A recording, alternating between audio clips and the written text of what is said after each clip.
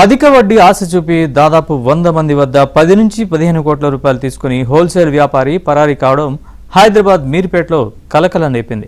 వ్యాపారి శ్రీనివాస్ గుప్తా అల్మాస్గూడలో 4 ఏళ్లుగా అందరినీ నమ్మించి వారికి అధిక వడ్డీ ఇస్తానంటూ ఆశ చూపాడని, దాదాపు 15 కోట్ల రూపాయలు వసూలు చేసి చివరికి పరారైనట్లు బాధితులు ఆరోపించారు. 3 నెలలుగా షాపు తెరవకపోవడంతో డబ్బులిచ్చిన వారంతా అక్కడికి చేరుకొని ఆందోళన వ్యక్తం చేశారు.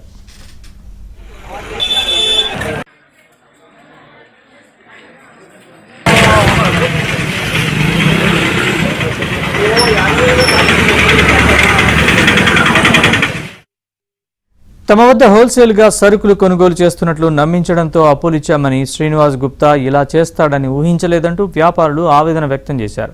బాధితుల ఫిర్యాదుతో కేసు నమోదు చేసుకున్న పోలీసులు దర్యాప్తు చేపట్టారు. స్థానికంగా ఒక హోల్సేల్ షాప్ అనేది ఏర్పాటు చేయడం జరిగింది.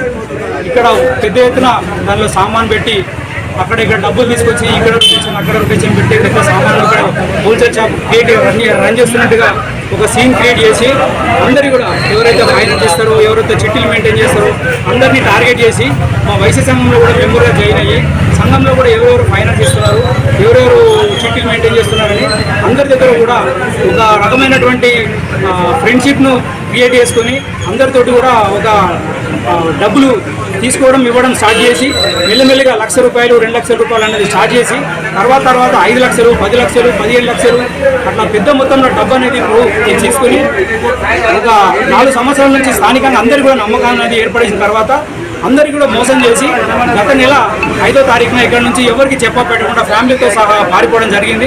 మా నాన్నగారి ద్వారా 50 క్వింటాల బియ్యం తీసుకొని లేదా చెప్పైపోయిండు.